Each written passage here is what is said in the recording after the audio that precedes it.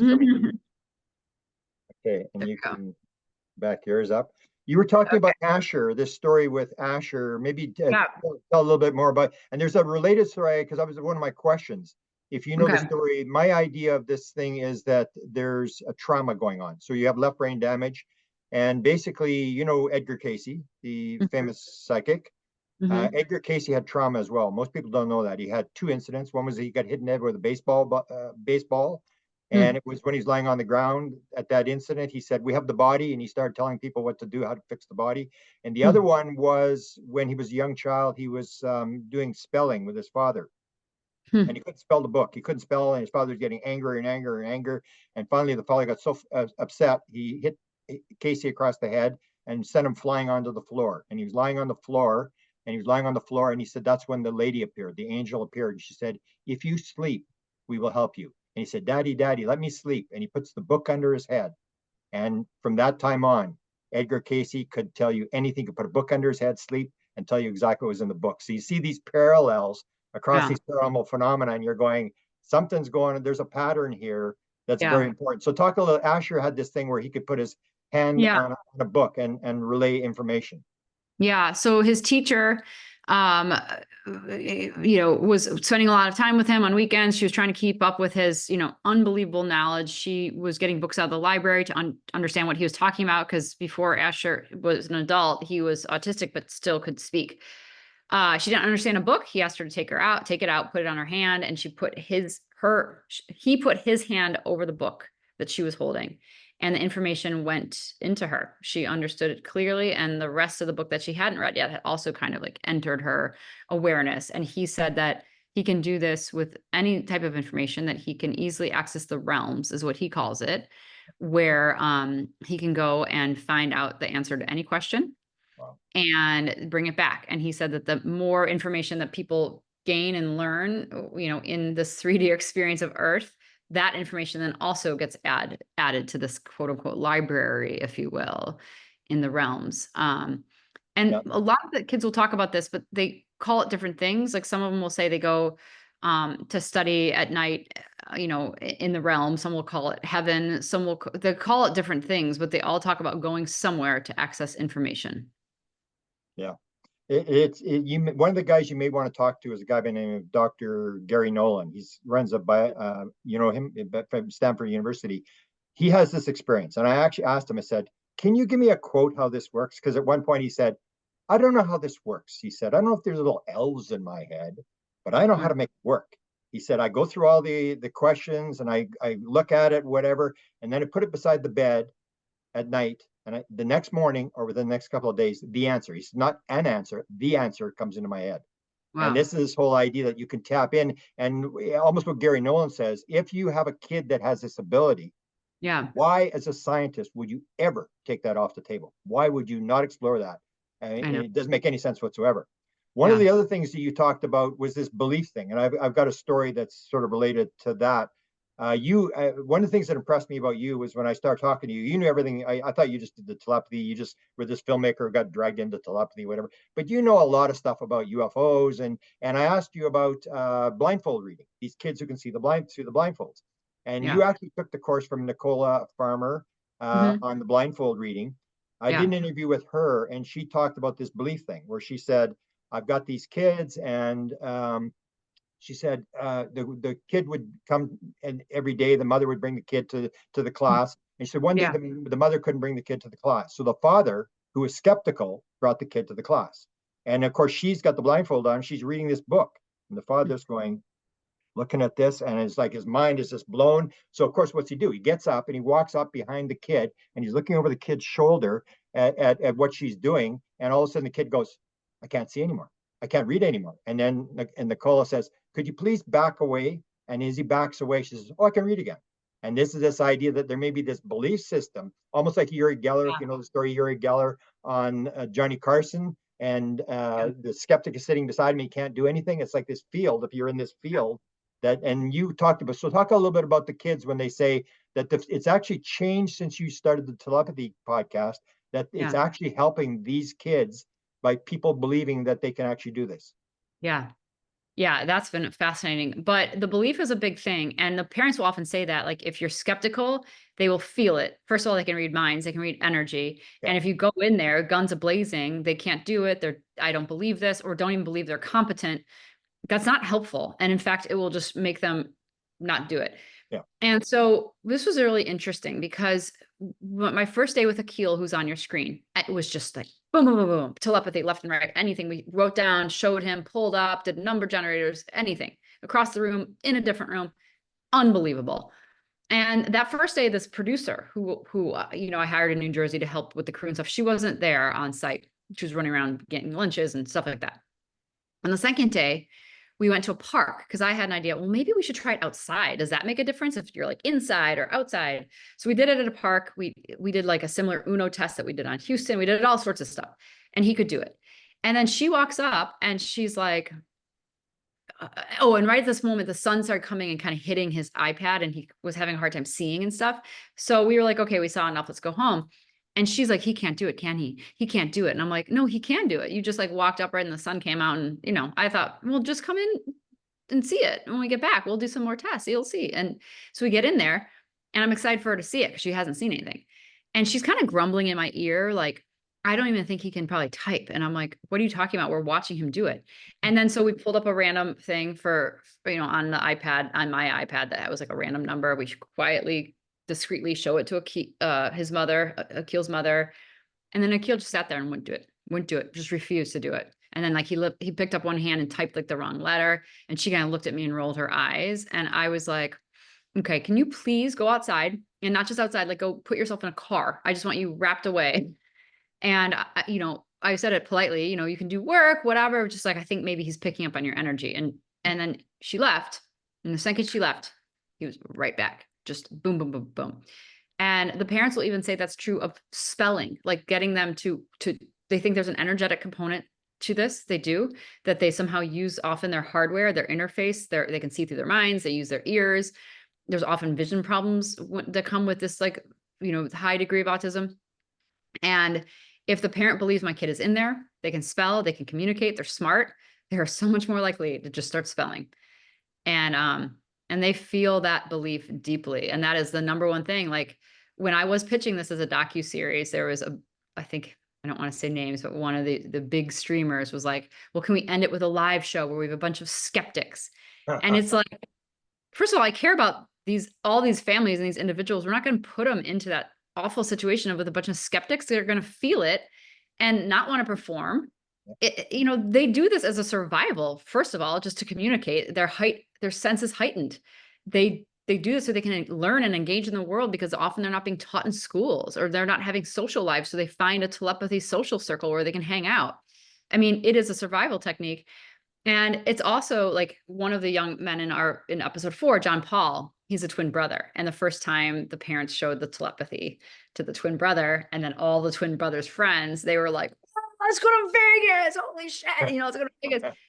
And, of course, there's been like, we joke about stuff like that often, but they have no interest in like financial gain and gains of this earth, of popularity, of fame, of anything like that. They don't want any of that. They care about love. They care about consciousness. They care about much bigger matters. They care about the planet. They care about animals. They care about relationships. They care about health. And so they're not going to use these gifts for nefarious reasons. And I think that's really important to put out there, because they just won't. I mean, like, yes, could you have one of them go like, remote view this or find a pirate's treasure? Sure. Yes, I think you could, but they won't do it. They just won't do it. Yeah. I hope that with the problem we had in ufology, I hope you guys don't get down this road, is 80 years ago, we wanted to prove people UFOs existed. And every year it's like, let's prove UFOs exist. And it's like, no, let's not prove UFOs. Let's just assume and let's go on. So you go to the kids and say, yes, these kids can do it. Now, how are they doing it? Ask the kids, how do you get this? And move to the next step. Whereas people always want to try to convince a skeptic. And it's like, go have a life, get lost. We're not interested in proving. But you mentioned these kids having sort of, they want to do this. You have the one who talked, and Diane Hennacy Powell had, where they talked to the one kid and said, we'd like to help you. get rid of your autism. Well, no, I don't want to be cured. I'm here to help you. And you Yeah. have the one little girl who said this is her mission. So my Yeah. question would be this idea that Diane Hennacy Powell talks about, that when I started in 75, autism, nobody even knew what it was. I mean, there wasn't really any, and now it's like 1 in 40 kids.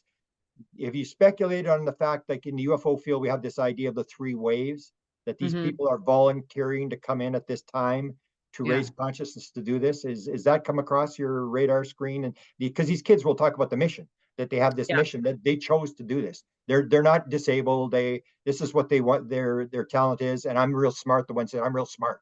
And Yeah. that's the whole deal. They're here to help people. Yeah. I mean, I definitely think we're the ones with the disability, and that they are helping us. Like we think we're helping them. Yeah. Like, we've not done ourselves any favors. Often, I mean, in some countries, they euthanize non-speakers. People have institutionalized them and drugged them. We've often put them in like, ABA classrooms where they're learning colors for 15 years. That has been tragic. And hopefully that will change with this podcast. But they do want to be the future of medicine, the future of science. I think they could help us figure out ways to like cure the coral reefs and work on. I have no idea what they can do, but I know it's a lot if we start engaging with them in these ways that could be really beautifully powerful for, healing and love and good things. And yeah, okay. What was your next question? Sorry, I kind of got off on a No, tangent. that's basically, you Yeah. summed it up. Is this idea that the numbers are going up, and then you wonder Yes. why. I mean, it may be because of vaccines or whatever. There's always Right. be a cause, Yeah. but why we got this number? And it's Yeah. like, are things random in the world, or Yeah. are things happening by pattern that people are choosing? Because Yes. I think you've got some of the kids who say before they were born, Oh no, yeah. no, I I mean, remember back, and that's the whole thing. Everything changes. If you have suddenly some kid talks about a past life or something right. and stuff like that, everything changes. The whole world, this flips the world upside down, which is what Yeah. there's a top CIA guy who had an experience with the beings talked about. He used this word indigestible. And he Hmm. said with the UFO experience, it's almost the same as here. I mean, you Mm. got people, he points out, you got people in the United States read at a grade, half the people are reading at a grade 6 level. Two Yeah. thirds of people in the United States cannot find Miami, Florida on a map. The attention span of someone on the internet is 8 seconds, and then you're going to drop this on them, the UFO Right. thing, and this whole thing that people are telepathic. You're going to drop it on people who are barely able to pay their bills, and they're just getting along, whatever, and they don't Yeah. read books and stuff like that. That's this sort of idea that you're moving it, but it still Yeah. may be a few years down the road. But I think Yeah. your work is so important in terms of the fact that you're putting this all together and showing it's just not one kid, it's not some accidental thing.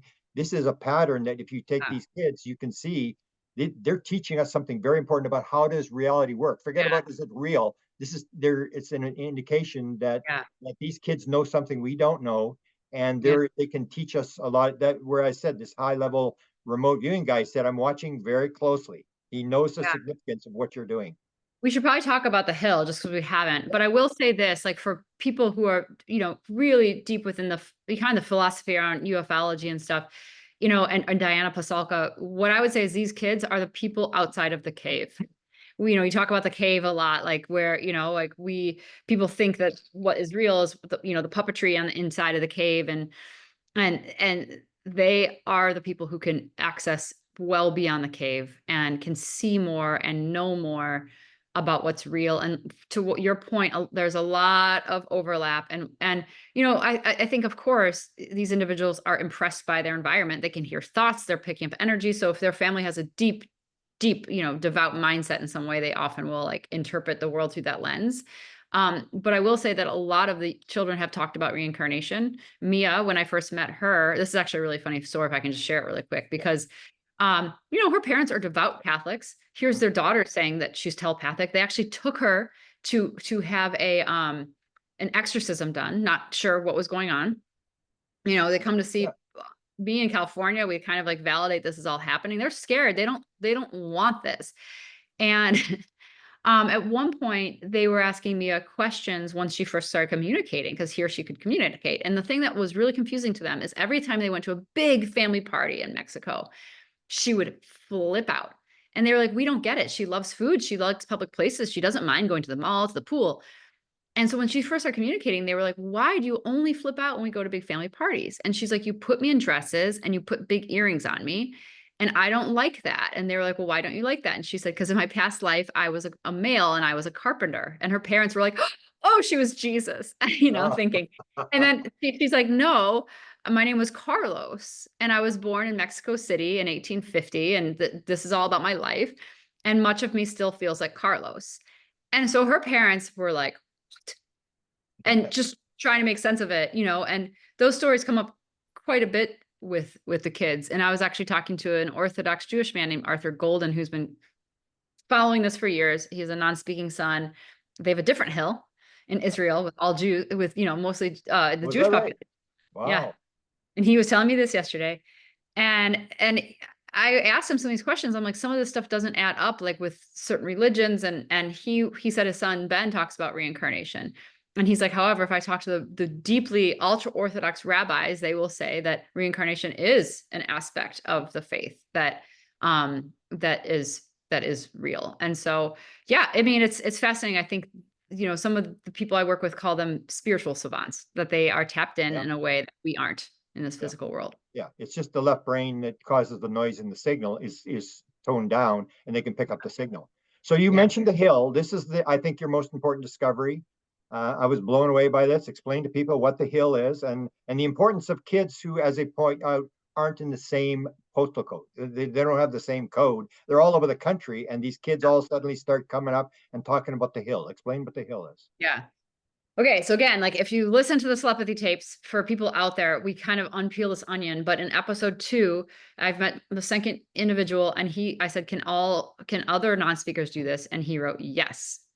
And then goes on to say all can. And I thought, well, that seems unlikely, right? And then I meet some individuals in Georgia, teenagers and 20-year-old kids that are non-speakers, or young men that are non-speakers, and they say they all can do that. And in fact, they even said, well, we hang out together on something that we've nicknamed the chat on the hill, where we can telepathically just kind of tune in, hang out. I went to a house of a young man who was doing this, and his mom will say, like, he puts all the pillows in his head to block out as much as he can, and that he even really developed a relationship with a girl on the hill. And that was hard to believe. I meet the girlfriend and her parents, and they were like, absolutely. In fact, like, there'll be times when they're both in the room doing this, and then they come down and have the same request, stuff like that. So enough parents started saying this. I left there being like, well, maybe this is just in Atlanta. They're really close, so they do it with each other. I had not formed an opinion on it, and I was a little skeptical still. And then it started popping up all over the place. And a perfect example of this too, actually, is I met a teacher from Chicago. She'd not listened to the telepathy tapes. It hadn't been out yet when I met her. And she started talking to me about her kids in her classroom going to a place called the Hill. And so that like rattled me deeply, because I thought, okay, then maybe this is real. And as much as I've seen, it's still like, it's all still baffling. Okay. But then this is where it gets really crazy, is maybe a week ago, no, 2 weeks ago, I don't know, shortly ago, a mom was like, you have to meet this minister. He's a mega church minister in Arizona. He has all these kids in his program, a bunch of non-speakers, and apparently they are predicting the future and have telepathy. And so I get on the phone with him, and he's like, I'm writing a book about this. And I'm like, that's great, blah, blah, blah. And I said, have your children, or have your non-speakers at your church met with other non-speakers? And he's like, we do like partnership programs with churches, where sometimes we get them together. Well, anyway, he starts telling me the story, and he's like talking about how these kids his kids will know stuff or talk about stuff that he has no idea what they're referencing. And he said, Cody, a young man in his congregation who's a non-speaker, was on the phone the other day with a young man in Minnesota. The young man in Minnesota, when he's logging off, said, come join me on the Hill sometimes. And the minister, he's never listened to the telepathy tapes. He has no idea. So he's laughing. He's like, the hell? What the heck is the hell? The next day, Cody comes in to church, or, youth group or something. And he said, tell me about this hill. And Cody wrote, it's a place where we all hang out. Like, we can telepathically access it at any time. People from all over the world, people are talking about different things there. And it's great. And the minister, again, had no idea I've heard about this. My jaw is on the floor. And then he takes it one step further by saying, and then I look at Cody's communication partner, who's a woman who volunteers at the church, who helps with the spelling, and she holds the letterboard, or she prompts them. Okay, keep going. She looks at this woman, and the woman has a tear in her eye. And so this minister, Joe, is like, why are you crying? And she said, I've been there. And she said, there's once in a dream I see this hill and there's all these, children with autism on it. And it was so wonderful and so loving. And it's like they didn't have their bodies there. It was just their beings. And I could understand. And she's like, I felt like I got a glimpse of it to tune my heart to them, was her language. And it was remarkable. And this is like where my world is now, right? So then yesterday I'm talking to Arthur Golden, who lives, in a very ultra Orthodox community in Israel. And I bring up the hill to him and I said, hey, does your son talk about the hill? And he goes, well, yeah, we have a different type of hill. There's hills all over. There's hubs all over. I think in America, that's kind of the basis of the hill that you're talking about. And a lot of people with more of like agnostic or Christian bent. But the hill that Ben, his son, goes to is all, Jewish believers. And I was like, wow, fascinating. And so, you take hundreds and hundreds of people talking about the same thing in isolated little silos. At a certain point, you're ignorant if you don't believe it, I think. Yeah. How do you explain that? I mean, there's no way you can explain that. That's so significant. How does this change your world? I mean, you come in, sort of, you heard something kind of interesting. Has it flipped your world upside down? Oh, certainly. Yeah. Yeah. I mean, I didn't have a formed belief on on much. I think as a nonfiction storyteller, I'm open to everything. I'm always looking for truth. But now I completely believe telepathy is possible. I think it's the baseline of all communication. When we don't have a body, I believe that consciousness survives the body. And that's how we communicate, is through telepathy when you don't have a body. It's made me certainly believe in reincarnation because it's come up so often. The thing that is really unbelievable is these kids often, they talk about God, they talk about angels. I mean, there's so much where it's like you have to like re-alter all the things, and so much of it I'm still trying to figure out. What I can confidently say out loud, where I feel like is true, is that materialism is wrong. There's so much we don't see. There's so much that we're capable of that we don't appreciate. And so, yeah, and I've got 2 kids. I talk to them about all this stuff all the time. And, it's fun. My 10-year-old wants to watch Stranger Things with me now, and I make sure she doesn't watch the scary parts, whatever. But I'm able to sit there and be like, a lot of this is based in like real experiments that have happened, real studies. This is an extreme version of that, obviously. But something I haven't talked about yet, maybe season 2, is that a lot of these non-speakers are capable of telekinesis. Yeah, it's all by the same thing. location. That's the So idea. much. It's all consciousness. It's all the same thing. We're making the mistake of the physical Right. world. When you get past that, Right. Right. you see it. I'm actually reading a book called The Big Game. It's a 2-part book where I go Yeah. through all the things, and you say orbs. Well, the orbs are here. They're in psychics. They're in ghosts. And you see the crossovers. It's all the same thing. It's just maybe a different spin on it. Whether you're in Israel or Right. here, you get these sort of overlays, but the basic Right. matrix is the same.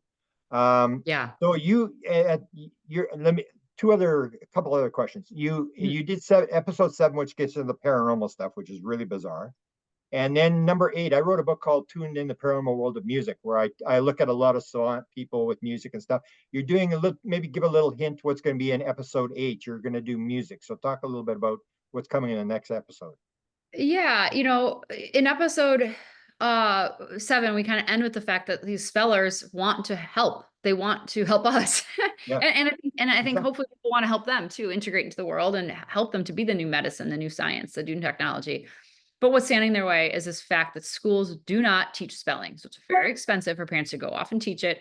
And the reason why, I think it has to do with the money, right? Like ABA, which teaches kids how to see colors, and it's just baloney. Traumatizing, I think, often doesn't treat these kids as competent, so they don't teach them how to spell. And it's a huge nightmare. So obviously we didn't get spelling into schools.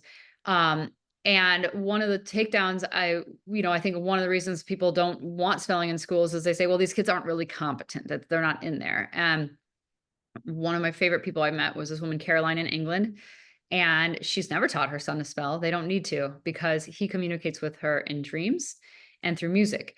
And he can write music. He can play instruments. He cannot speak, but he can pick up piano. He can pick up any instrument and play any song, any song. And his mom says it's like he goes to this realm, this library, where he can access any song in the world. And that when he was young, he started coming to her in dreams. And she said the first it happened, she doesn't realize she's dreaming. And then he does something to snap her out of it, like give her a glass of water and say, hold the ice in your mouth. And then she'll wake up and realize that she can have decisions. And then they'll start communicating in dreams. They've done this their whole life. And now he will come to her with songs, write these song lyrics down. This is the music. And she'll wake up humming it and try to remember it. Go to him. Is this correct? Is this correct? And he might say no, or he might say yes, and they'll get it right. And then they'll go and start playing it in a studio to record it. And he'll often change the tempo or change something as they're going, and it's really quite remarkable because she also says she can receive the telepathy back from him now. She has to be completely empty, quiet, her complete mind, have no agenda, and then she'll be able to hear him back.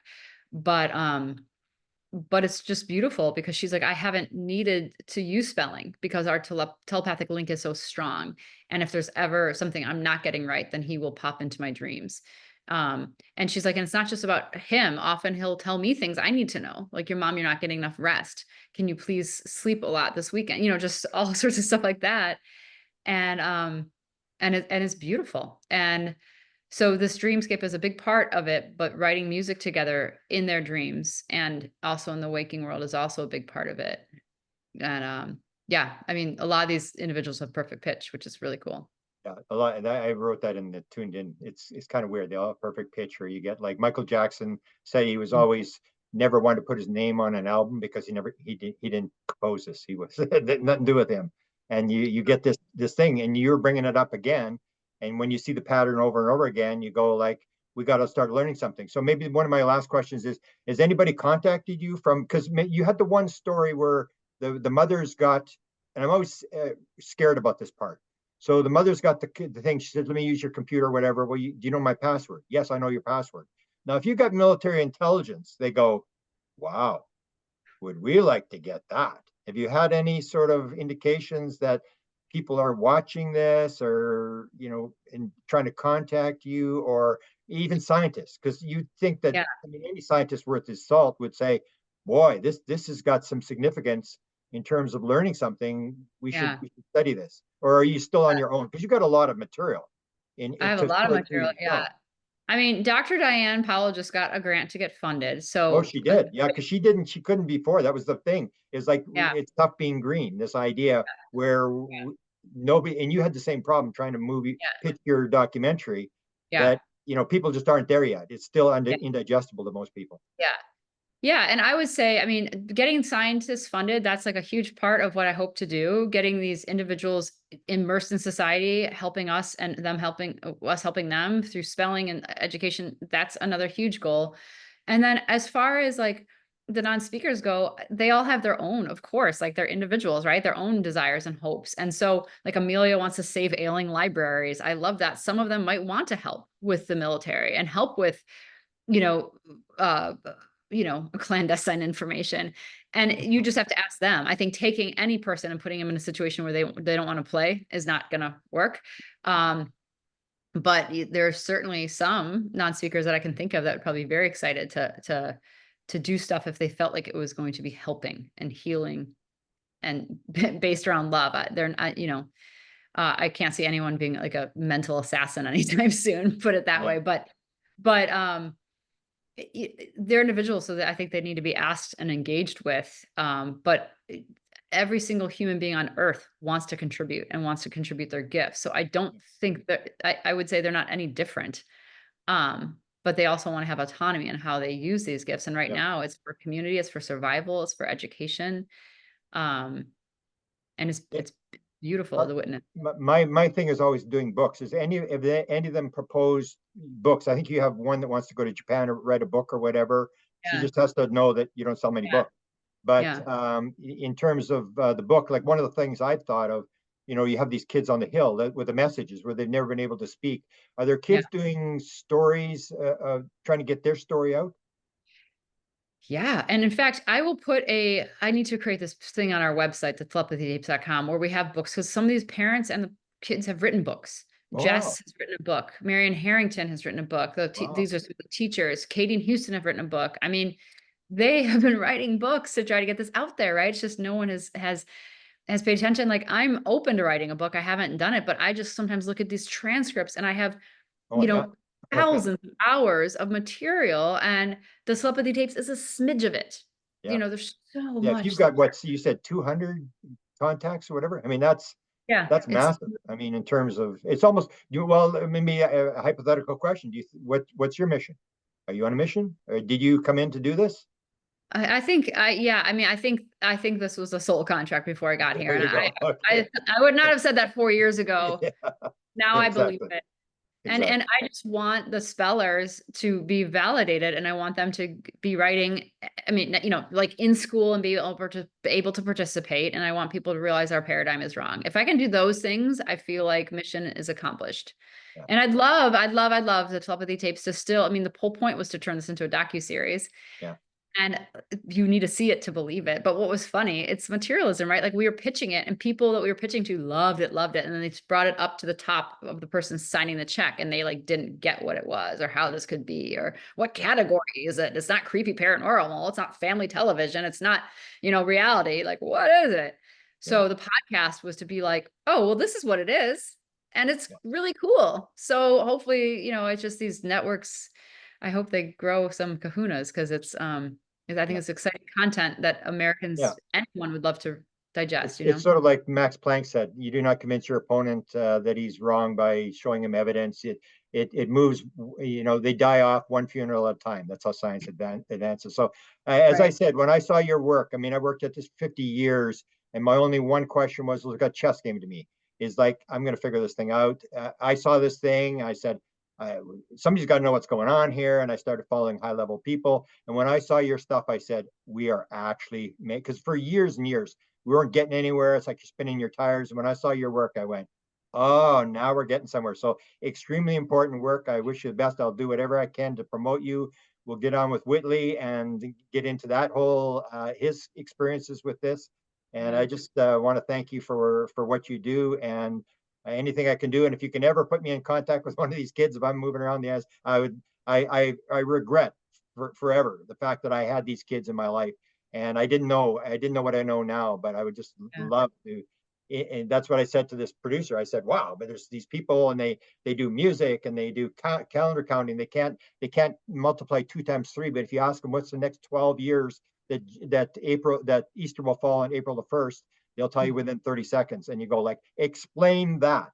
I mean, Mhm. it's just blew my mind. So anything I can do to help you, thank you for what you've Thank done. you, Greg. And the last question, I guess you put a proposal out in one of your podcasts for people to help with the last episode. So talk about that and then give your details as to where they can find the podcast and you've got clips of these kids, Yeah. these video clips of these Yeah. kids doing these things Yeah. to those kids. So talk Yeah. about that. Yeah. So the telepathytapes.com, it's our website. And there's, you know, links to listen. You can find the telepathy tapes on podcasts, Spotify, Yeah. Audible, anywhere you find your podcasts. And there is a whole trove of some of the tests we've done on the website. And then in addition to that, for any non-speakers slash spellers that are out there listening, which I know there are plenty, I want the final episode of season 1 to be from you. So what do you want people to know now that, you know, it's information? Why are, you know, why do you think that you are non-speaking and you have these abilities? What should we do about that? You know, as muggles, as people that don't have these The abilities. Muggles, yeah. Explain that because I didn't know that until you brought up in the thing. Yeah, because I never watched Harry Potter. So talk about the Oh, Muggles. it's so funny. Well, yeah, and this was again not me. This is Lily, who's this awesome non-speaker in Atlanta.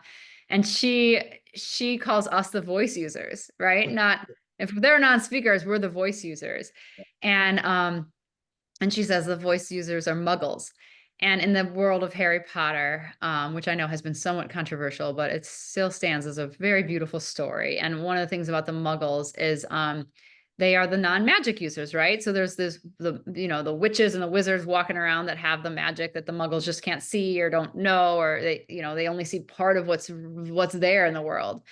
And in the Harry Potter world, those are the muggles. And Lily calls the voice users the muggles. And I love that. It's like, we don't see most of what's there. They are the wizards. And, I think that's really a Part of beautiful. that can be part of the title of your book. Yeah, Include right. the Muggles because that was pretty. That's the thing you see with these kids is they bring up these things that you've never thought about before. It's like, wow, that's pretty cool. Like they're Yeah. very. You always see them as people who aren't really that intelligent, and they're actually very brilliant. I mean, very very smart. Yeah. So Yeah. Please, everyone respect the non-speakers. They are in there. beautiful.